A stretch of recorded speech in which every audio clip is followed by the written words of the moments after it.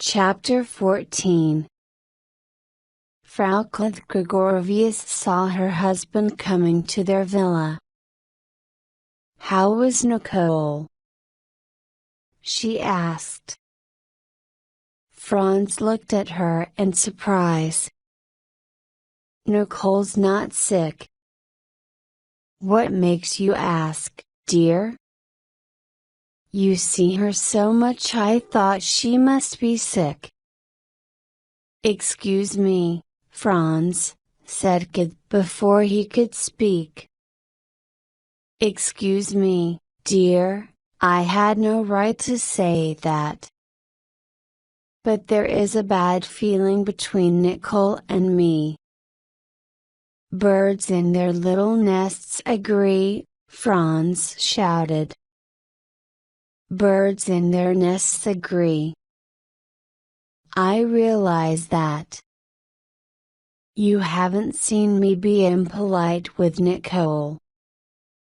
Nicole is half a patient. She will possibly remain something of a patient all her life. In the absence of Dick, I am responsible. There was a telegram from Rome this morning. Dick has had grippe and is starting home tomorrow." Kid felt relief but still said, "I think Nicole is less sick than anyone thinks. Her illness is an instrument of power. I don't like Americans. They're selfish, selfish." "You like Dick?" "I like him," she admitted. "He's different, he thinks of others." "Dick married Nicole for her money," she said. "That was his weakness. You said as much yourself one night."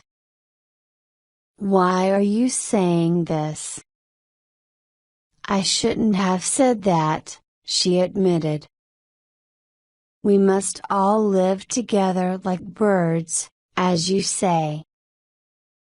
But it's difficult when Nicole steps back a little when speaking to me, as if she were holding her breath, as if I smelt bad." Could they guess the truth? She did most of her work herself, and she bought few clothes. And there was a hint of yesterday's sweat about Gid's person. To Franz this was as natural as the thick smell of Gid's hair, and he liked it, but to Nicole, born to hate the smell of a nurse's fingers dressing her, it was awful. "And the children," Gid continued. "She doesn't like them to play with our children." But Franz had heard enough. "Hold your tongue. That kind of talk can hurt me professionally, since we owe this clinic to Nicole's money. Let us have lunch." Kid realized that she should stop now, but Franz's words reminded her that other Americans had money, and a week later she put her dislike of Nicole into new words. They had dinner with the divers upon Dick's return. As soon as the divers left, she said to Franz, "The liquor I smelled on him tonight, and several other times since he's been back. Do you think that sort of thing does the clinic any good?" Kid demanded. She paused. "Dick is no longer a serious man." Franz went up the stairs, shaking her off. In their bedroom he turned on her. "He is most certainly a serious man and a brilliant man. Of all the men who have recently taken their degrees in neuropathology in Zurich, Dick is more brilliant than I could ever be. I turn to Dick when cases are difficult. His publications are standard in their line. Go into any medical library and ask. I can't understand why you talk this way, 'cause I thought you liked him. It's a shame, Kath said. You do the work. TCH. TCH. Very well, then. It's true. The result of this conversation was that Franz never after believed that Dick was a serious person. And as time went on, he convinced himself that he had never thought so. Yet it was May before Franz found an opportunity to take his first steps. One morning, stopping at the desk for his mail, Dick saw something extraordinary happening outside. Patient von Cohn-Morris was going away. His parents, Australians, were putting his baggage into a large limousine. Dr. Diver approached. Isn't this a little sudden, Mr. Morris? Mr. Morris turned to Dick as though to strike him. High time we left, we and those who have come with us, he began. It is high time, Dr. Diver. High time. Will you come in my office? Dick suggested. Not I. I'll talk to you, but I'm washing my hands of you and your place. He shook his finger at Dick. We've wasted our time and our money. It's you, Dr. Diver, you, the very man. I won't wait. No, sir. I won't wait a minute after my son told me the truth. He came up to Dick. My son is here for alcoholism, and he told us he smelt liquor on your breath. Yes, sir. Not once, but twice. Von Cohn says he has smelt liquor on your breath. I and my lady have never touched a drop of it in our lives. We've brought Von Cohn to you to be cured, and within a month he twice smells liquor on your breath. What kind of cure is that there? Dick hesitated. After all, Mr. Morris, some people are not going to give up what they regard as food because of your son, but you're a doctor, man, cried Morris furiously. When the workmen drink their beer, that's bad to them, but you're here to cure. This has gone too far. Your son came to us because of kleptomania. What was behind it? Drink black drink. My son comes to a clinic, and a doctor smells of it. I must ask you to leave. You ask me. We are leaving. Dick went into his office. He watched until they drove away. It was easy to see the family go around Europe, making the clinic bad publicity. Dick asked himself the question if he had really provoked this. He drank claret with each meal, took hot rum at night, and sometimes he had gin in the afternoon, too much for his system. Doctors, chauffeurs, and Protestant clergymen could never smell of liquor, as could painters or brokers. Dick blamed himself, But the matter was not easier half an hour later when Franz entered the office. Dick said, "The Morris boy was taken away. There was a row." "What about?" "He was a devil, that boy." Dick said, "One of the things the boy said to his father was that I am a drunkard." You can imagine how hard it was to defend yourself in a situation like that. "Dick, I know well that you are a well-balanced man, even though we do not agree about alcohol. But time has come, Dick. I must say that I have known several times that you have had a drink when it was not the moment to have one. Sometimes you don't use your common sense."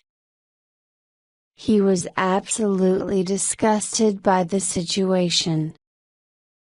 "To explain?" "Number. This won't go," he said suddenly. "Well, that's occurred to me," Franz admitted. "Your heart isn't in this project anymore, Dick." "I know. I want to leave. We could make some arrangement about taking Nicole's money." "I have thought about that too, Dick. I have seen this coming. It will be possible to take all your money out by the end of the year." Dick had not intended to come to a decision so quickly, nor was he prepared for Franz's agreement to the break, yet he felt relief. Chapter 15. The divers returned to the Riviera, which was home. Dick wrote a little with no particular method. It was one of those parts of life that is in a waiting, not upon Nicole's health, which seemed to be very good, nor upon work, but simply in a waiting. What gave a purpose to the period was the children. Dick's interest in them increased with their ages, now 11 and 9. He came to know them much better than Nicole did, and he talked and played with them for a long time. They had that charm of children, who have learned early not to cry or laugh freely and loudly. They were taught not to show any strong emotion, but were happy with the simple pleasures allowed them. They lived as was thought advisable in old families of the Western world. In the recent years, Lanier had developed an extraordinary confidence in and admiration for his father. He was a handsome, promising boy and Dick devoted much time to him. Lanier was an unpredictable boy with an inhuman curiosity. An avalanche of his questions often puzzled Dick. Topsy was easier. She was 9 and very fair and graceful like Nicole, and in the past Dick had worried about that. Lately she had become as healthy looking as any American child. He was satisfied with them both, but did not show it to them.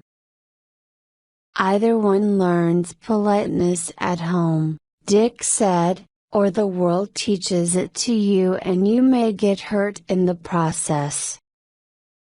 What do I care whether Topsy loves me or not? I'm not bringing her up to be my wife. Another important element of this summer and autumn for the divers was plenty of money.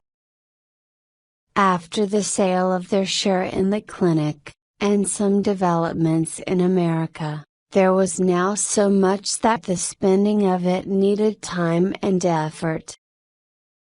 Nicole went to the window and took a look at the terrace. The April sun shone on the face of Augustine, the cook, and the butcher's knife she waved in her drunken hand. She had been with them since their return to Villa Diana in February. She could see only Dick's head and his hand holding one of his heavy sticks. The knife and the stick reminded her of gladiatorial fights.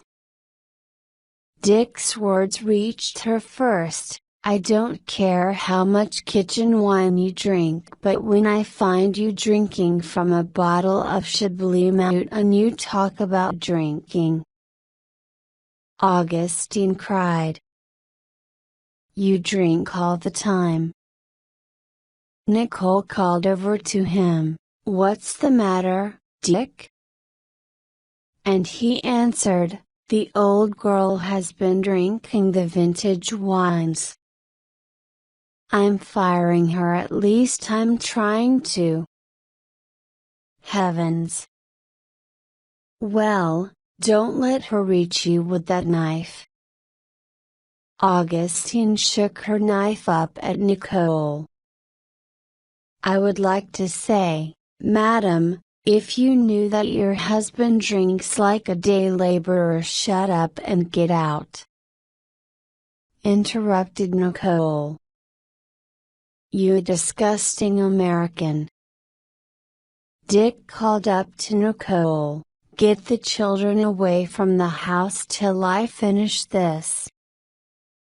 "Disgusting Americans who come here and drink up our finest wines," screamed Augustine.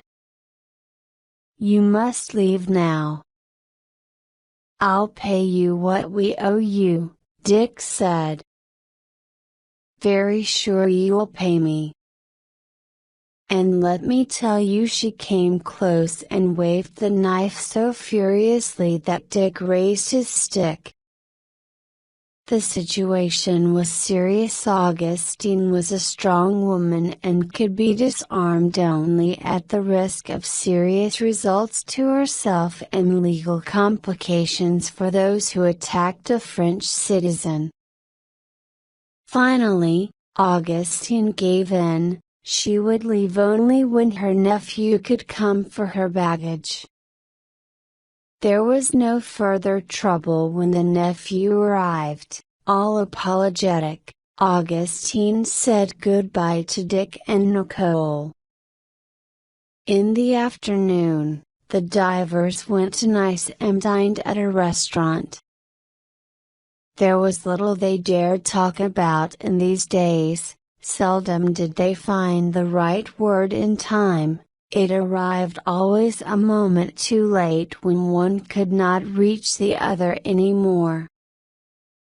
"We can't go on like this," Nicole said. "Or can we? What do you think?" Dick sat silent, and she continued, "Some of the time I think it's my fault I've ruined you." "So I'm ruined, am I?" he asked in a pleasant voice. "I didn't mean that. But you used to want to create things, now you seem to want to break them." She trembled at criticizing him, but his long silence frightened her even more. She guessed that something was developing behind the silence, behind the hard, blue eyes, the almost unnatural interest in the children. His bursts of temper surprised her. He suddenly spilled harsh contempt for some person, race, class, way of life, way of thinking. It was as though something was going on inside him, about which she could only guess in the moments when it broke through. "After all, what do you get out of this?" she demanded. "Aren't you stronger every day?" That's what I've done. Dick. And she stretched her hand forward to his across the table. Dick pulled his hand back and he added, "We have to think of the whole situation, not just you." He put his hand on hers and said, "See that boat out there? It was the motor yacht of T.F. Golding. We'll go out there now and ask the people on board what's the matter with them. We'll find out if they're happy." "We hardly know him," Nicole objected. "He invited us. Besides, baby knows him. She practically married him, didn't she?" When they were approaching the yacht in a hired boat, Nicole had doubts. "He's having a party." They were greeted by a huge white-haired man in a white suit looking down at them and calling, "Do I recognize the divers?" Golding gave Nicole a hand and they got on board. Just in time for dinner. A small orchestra was playing. Nicole was sorry they had come, and annoyed by Dick. As they passed through the principal salon they saw a lot of people dancing. The guests sat on a wide divan, of whom one brought from Nicole a cry of delight. "Tommy!" Nicole pressed her face against his. They sat, or rather lay down together on the divan. His handsome face had got very dark under unknown suns. "You look just like all the adventurers in the movies, but why did you stay away so long?" Tommy Barban looked at her, his eyes flashed. 5 years, she continued. "Much too long. Couldn't you only kill a certain number of men and then come back?" "After all, I am a hero," Tommy said calmly, only half joking. "I have courage like a lion." Golding approached, and said that they were starting for Cannes immediately after dinner, that Dick was now on the phone, telling their chauffeur in Nice to drive their car to Cannes. They moved into the dining salon and Nicole heard Dick talk in a dogmatic voice, "It's all right for you English, you're doing a dance of death. You have no future." A woman answered sharply, "After all, a cheap fellow is a cheap fellow." Again he had offended someone. Couldn't he hold his tongue? Dick remained in his seat wearing a strange expression, then he said harshly, "I don't like your nasty English whispers." The same woman spoke in a voice heard by the whole company. "You asked for it, speaking so of my countrymen. You were seen with a questionable crowd in Lausanne. You're questionable yourself. Is that a nasty whisper?" Golding crushed out the phrase with his voice, saying, "What? What?" and moved his guest on out. Nicole saw that Dick was still sitting at the table.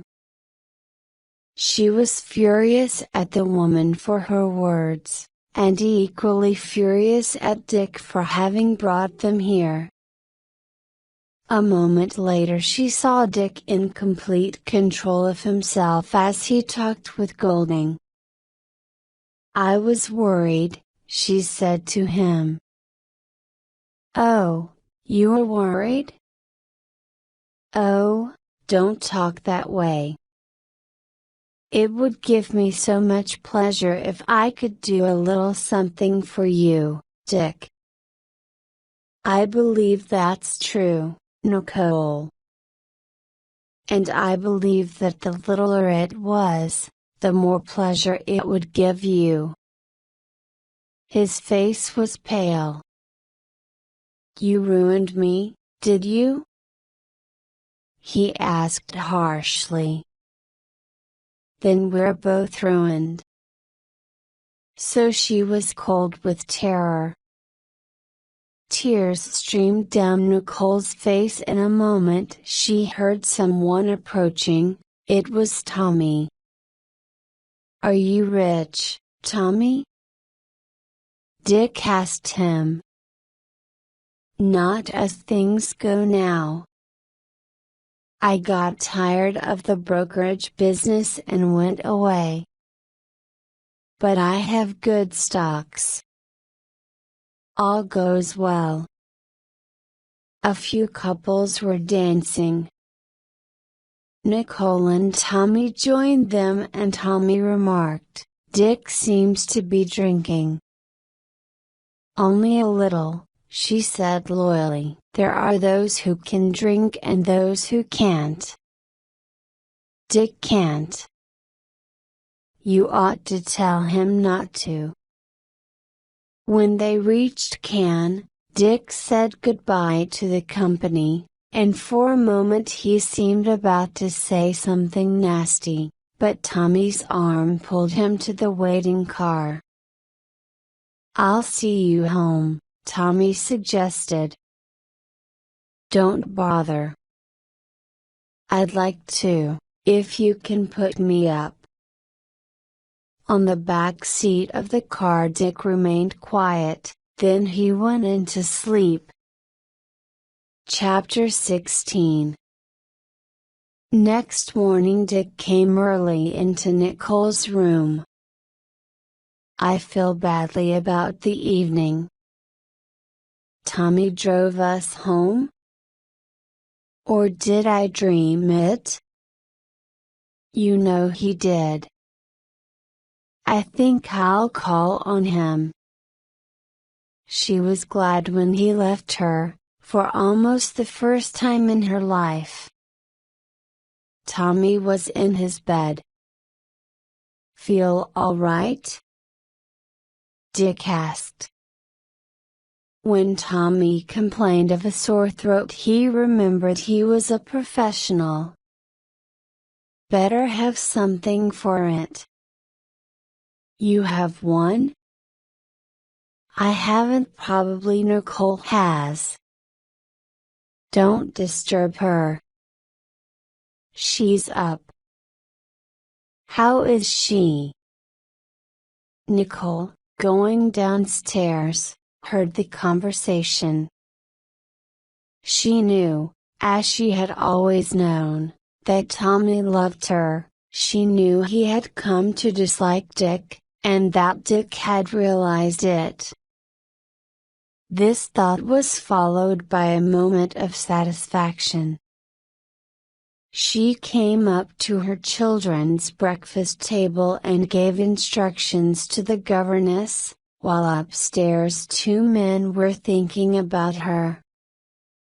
Later in the garden she was happy. She did not want anything to happen, but only for the situation to remain as it was. She had not existed for a long time. Nicole went on through her garden routine. Reaching the seawall she stopped and thought. She was shocked at the idea of being interested in another man, but other women have lovers. Why not me? Why shouldn't I? She sat upon the low wall and looked down upon the sea. If she need not be forever with Dick, she must be something, not an addition to him. Going back to the house she became doubtful again. Dick and Tommy were on the terrace. She walked through them, and kept her eyes away from Dick. Nicole. Tommy began but started coughing. "I'm going to get you some special camphor rub," she suggested. "It's American. Dick believes in it." "I'll be just a minute. I must go really." When she returned with the jar, the chauffeur was at the door. "When you get to the hotel, rub this into your throat and chest," she said. As Tommy went down the steps, Dick whispered, "Don't give Tommy the whole jar. It has to be ordered from Paris. We can't get it here." Tommy came back. Nicole walked up to the car. "Take it," she said. "It's very rare." She heard Dick grow silent at her side. She waved as the car drove off with Tommy and the special camphor rub. "That gesture was not necessary," Dick said. "There are 4 of us here, and for years whenever there's a cough they looked at each other." In a week Nicole forgot about Tommy. She had not much memory for people and forgot them easily. But in June he wrote a little note to them both, and she opened it together with other mail. After reading it she threw it over to Dick, and he threw a telegram to her. "Dears, will be at Goss's tomorrow. Unfortunately without Mother, won't see you." "I'll be glad to see her," said Nicole, grimly. But she went to the beach with Dick next morning, afraid that he was making some desperate decision. Since the evening on Golding's yacht she had felt what was going on. For months every word had seemed to have some other meaning. The most unhappy aspect of their relations was Dick's growing indifference, which led to too much drink. She couldn't guess how he was going to behave next, nor what would happen at the end. Nicole had been designed for flight, with money as wings. Nicole could feel the fresh breeze already. As the divers went out on the beach, Nicole hardened as Dick looked about for Rosemary. "There she is," Nicole remarked, pointing at a raft. "Let's swim out and speak to Rosemary," he suggested. "You go." "We'll both go." She struggled a moment against him, but then they swam out together. Rosemary was beautiful. Her youth was a shock to Nicole. She was more confident than she had been 5 years ago. "5 years ago you came here," said Dick. "And what a funny little thing you were, in one of those hotel peignoirs. How you remember things. You always did, and always the nice things." Nicole saw the old game beginning again and she dove underwater, coming up again to hear, "I'm going to pretend it's 5 years ago and I'm a girl of 18 again. You could always make me feel happy, you and Nicole. You're the nicest people I've ever known, maybe ever will." Swimming away, Nicole saw that the cloud of Dick's heartsickness had lifted a little as he began to play with Rosemary. "Do you practice on the Riviera?" Rosemary asked later, seated under an umbrella. It'd be easy to find likely patients. He nodded here and there at the people around them.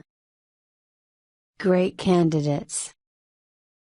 Notice our old friend, Mrs. Abrams? Nicole could stand it no more. She stood up sharply, turned to Topsy. Would you like to be an actress when you grow up? I think you'd make a fine actress, Rosemary said to the girl. Nicole stared at her and in her grandfather's voice said, slow and distinct, it's absolutely out to put such ideas in the heads of other people's children. Remember, we may have quite different plans for them. She turned sharply to Dick. I'm going to take the car home. You haven't driven for months, he protested. I haven't forgotten how. Driving home, Nicole relaxed and felt new and happy. Her thoughts were clear. She felt being cured. I'm practically alone, without him, she thought. And as soon as she got home, she wrote Tommy Barban in nice a short provocative letter. But that was in the daytime. Toward evening she was again afraid of what was in Dick's mind. Again she felt that he had a plan. She was afraid of his plans. They worked well and they had a logic which Nicole was not able to control. Next morning, back from shopping in Cannes, Nicole found a note saying that Dick had taken the small car and gone up into Provence for a few days by himself. As she read it, the phone rang. It was Tommy Barban, saying that he had received her letter and was driving over. Nicole took a bath, put on a smart dress, and crossed herself with Chanel 16. When Tommy drove up at 1 o'clock she was ready.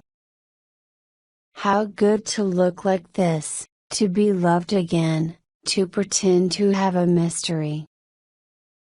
She had lost 2 years in the life of a pretty girl. Now she felt like making up for them.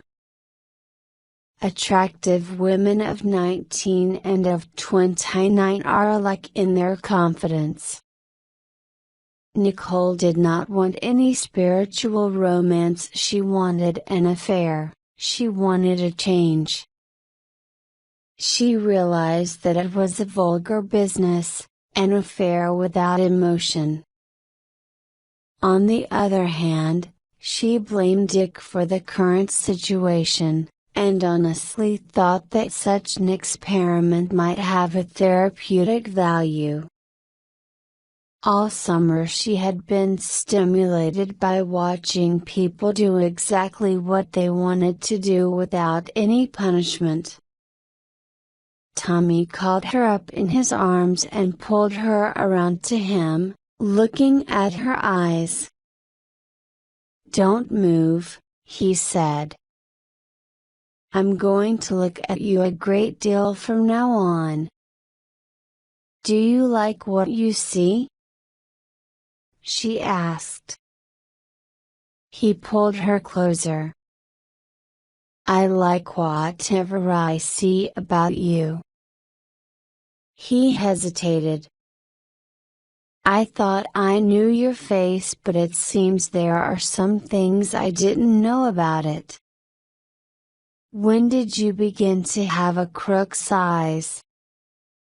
She broke away, shocked and indignant, and cried, I have no mirror here, she said, but if my eyes have changed it's because I'm well again. And perhaps I've gone back to my true self. I suppose my grandfather was a crook and I'm a crook after him. Where's Dick? Is he lunching with us? Dick's on a tour, she said. Rosemary Hoyt turned up, and either they're together or she upset him so much that he wants to go away and dream about her. You are the most dramatic person I have known. I suppose you've got too much money, he said impatiently. That's the trouble with you. Dick can't stand it. What do you think I ought to do? For the first time in 10 years she was under the influence of a personality other than her husband's. Everything Tommy said to her became part of her forever. They drank a bottle of wine. Tommy came over behind her and laid his arms on hers, their cheeks touched and then their lips. Can't you send the governess and the children away for the afternoon? They have a piano lesson. Anyhow, I don't want to stay here. Kiss me again. A little later, riding toward Nice, she thought, so I have a crook's eyes, have I? Very well then, better a sane crook than a mad Puritan. She turned to Tommy. Have we got to go all the way to your hotel? He brought the car to a stop. No. He answered. And, my God, I have never been so happy as I am this minute. They had passed through Nice, and stopped near a small shore hotel. Tommy filled out the police blanks, his real, hers false. Their room was a Mediterranean room, almost ascetic, almost clean. Simplest of places. Tommy ordered 2 cognacs, and when the door closed behind the waiter, he sat in the only chair, dark and handsome, like a Satan. Before they had finished the brandy they suddenly moved together and met standing up.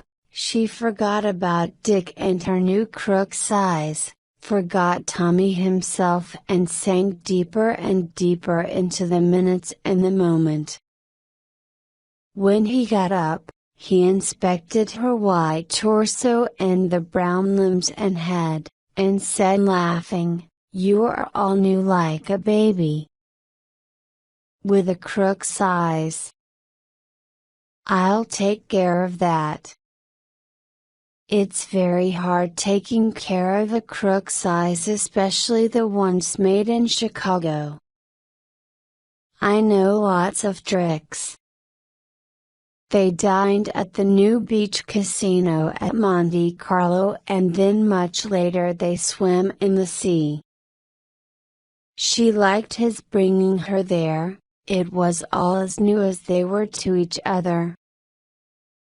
They awoke together finding the moon gone down and the air cool. She demanded the time and Tommy called it was about 3. I've got to go home then.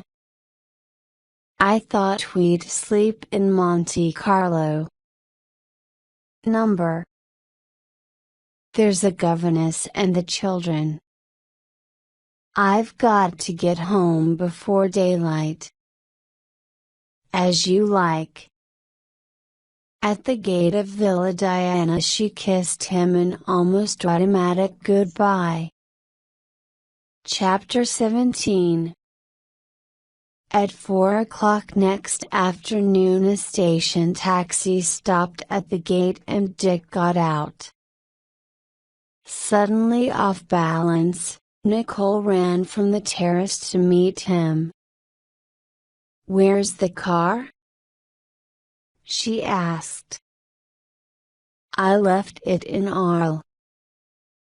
I didn't feel like driving anymore. I thought from your note that you'd be several days. I ran into a mistral and some rain. Did you have fun? Just as much fun as anybody has running away from things. I drove Rosemary as far as Avignon and put her on her train there. They walked toward the terrace together. I didn't tell you in the note because I thought you'd imagine a lot of things. I wanted to find out if she had anything to offer. The only way was to see her alone. Did she have anything to offer? Rosemary didn't grow up, he answered. It's probably better that way. What have you been doing? She felt her face change. I went dancing last night with Tommy Barban. We went. He interrupted her. Don't tell me about it. It doesn't matter what you do, only I don't want to know anything. There isn't anything to know. All right, all right. Then, as if he had been away a week, how are the children? The phone rang in the house. If it's for me, I'm not home, said Dick, turning away quickly. I've got some things to do. Nicole waited till he was out of sight, then she went into the house and took up the phone. Nicole, how are you? Dick's home. Meet me here in Cannes, he suggested. I've got to talk to you. I can't. Tell me you love me. Without speaking, she nodded at the receiver. He repeated, tell me you love me. Oh, I do, she said. But there's nothing to be done right now. Of course there is, he said impatiently. Dick sees it's over between you two. What does he expect you to do? I don't know. I'll have to. She stopped herself from saying to wait until I can ask Dick, and instead finished with, I'll write and I'll phone you tomorrow. She walked about the house, feeling satisfaction. Yesterday came back to her now in detail. With the opportunistic memory of women, she scarcely remembered how she had felt when she and Dick had possessed each other in secret places around the corners of the world, during the month before they were married. Just so had she lied to Tommy last night, swearing to him that never before had she so completely. So then remorse turned her walk toward Dick's room. Approaching noiselessly, she saw him on the terrace, sitting in a chair, and for a moment she regarded him silently. He was thinking, he was living a world completely his own, and in his face, she saw him progress from phase to phase of his own story going on inside him, his own, not hers. For almost the first time in her life she was sorry for him. It is hard for those who have once been mentally sick to be sorry for those who are well. She had thought of him really as a source of energy, always active. She forgot the troubles she caused him. Did he know that he no longer controlled her? Had he wished it all? She felt as sorry for him as she had sometimes felt for Abe North, sorry as for the helplessness of infants and the old. She went up, putting her arm around his shoulder and touching their heads together said, "Don't be sad." He looked at her coldly. "Don't touch me," he said. Confused, she moved a few feet away. "Excuse me," he continued abstractedly. "I was just thinking what I thought of you. Why not add the new classification to your book? I have thought of it beyond the psychoses and the neuroses. I didn't come over here to quarrel." "Then why did you come, Nicole?" "I can't do anything for you anymore. I'm trying to save myself." "From what?" "Profession throws me in contact with questionable companies sometimes." She felt anger rise in her. "You're a coward. You've made a failure of your life, and you want to blame it on me." While he did not answer, she began to feel his old hypnotism. Again she struggled with it, with her affair with another man. She fought him with her money and her knowledge that her sister disliked him and was behind her now, with the thought of the new enemies he was making, with his bitterness, with her health and beauty against his physical deterioration.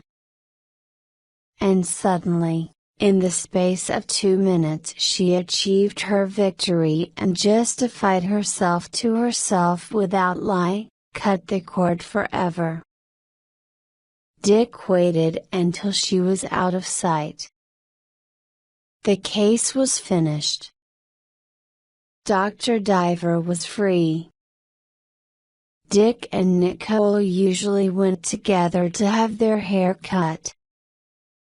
They were at the Carlton Hotel, when a car passed them and Tommy Barben was in it. His appearance disturbed her. The mirror in front of Nicole reflected the passage between the men's side and the women's, and Nicole saw Tommy entering and walking into the men's room. In a minute Dick came up to Nicole, annoyed. "Your friend has worked himself up into a state. He wants to see us together, so I agreed to talk to him. Come along." "But my hair, it's half cut." "It doesn't matter, come along." She followed Dick from the hotel. Outside Tommy was waiting. "We'll go to the Café des Allies," said Dick. Tommy agreed. "Your wife does not love you," said Tommy suddenly. "She loves me." The two men regarded each other in silence. "It's clear to me that your marriage to Nicole has run its course. I've waited 5 years for that to be so," Tommy said. "What does Nicole say?" They both looked at her. "I've gotten very fond of Tommy, Dick." He nodded. "You don't care for me anymore," she continued. "It's all just habit." Things were never the same after Rosemary. Tommy broke in sharply with, "You don't understand Nicole. You treat her always like a patient because she was once sick. She would have more happiness with me. You'd been new to each other. but Nicole and I have had much happiness together, Tommy."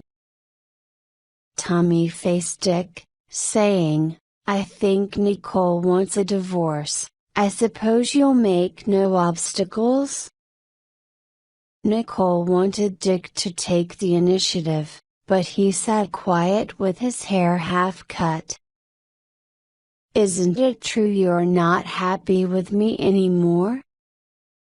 Nicole continued. "Without me you could get to your work again. You could work better if you didn't worry about me." Tommy moved impatiently.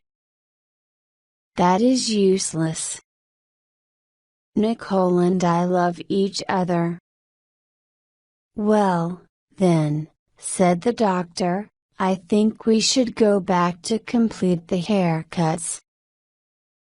Nicole and I will talk things over." "Don't worry, I agree in principle, and Nicole and I understand each other." "Remember that from this moment," Tommy said, "I stand in the position of Nicole's protector until details can be arranged." Dick nodded, and walked off toward the hotel with Nicole's eyes following him. "He was fair enough," Tommy admitted. "Darling, will we be together tonight?" "I suppose so." So it had happened, and with a minimum of drama, Nicole realized that from the episode of the camphor rub Dick had expected it. She felt happy and excited, but her eyes followed his figure until it was lost in the summer crowd. The day before Dr. Diver left the Riviera, he spent all his time with his children. He was not young anymore, so he wanted to remember them well. The children had been told that this winter they would be with their aunt in London and that soon they were going to come and see him in America. He was glad he had given so much to the little girl. About the boy he was more uncertain. Always he had been uneasy about what he had to give to the children. But, when he said goodbye to them, he wanted to hold them close for hours. Nicole was sleeping late, as had been agreed upon. He left a note for her, and one for baby Warren, who was just back from Sardinia and staying at the house. Dick took a big drink from a bottle of brandy. Then he decided to leave his bags by the station in Cannes and take a last look at Goss's Beach. The beach was nearly empty when Nicole and her sister arrived that morning. When Nicole started out on the beach, she saw Dick, not dressed for swimming, sitting on a rock above. In a minute baby joined her, saying, "Dick's still there." This is his place in a way, he discovered it. Old Gosses always says it was Dick who made this place fashionable. Baby looked calmly at her sister. "Dick was a good husband to me for 6 years, Nicole said. All that time I never suffered a minute's pain because of him, and he always did his best never to let anything hurt me." There was contempt in baby's face as she said, "That's what he was educated for." The sisters sat in silence, Nicole thinking about her future, baby considering whether or not to marry the latest candidate for her hand and money. "Is he gone?" Nicole asked after a while. Baby looked. "Number. Anyhow, there are so many people now that he won't see us." He had seen them though. As he stood up he swayed a little, he did not feel well anymore. Faces turned to him from several umbrellas. "I'm going to him." Nicole got to her feet. "No, you're not," said Baby, pulling her down. Chapter 18. Nicole kept in touch with Dick after her new marriage. There were letters on business matters, and about the children.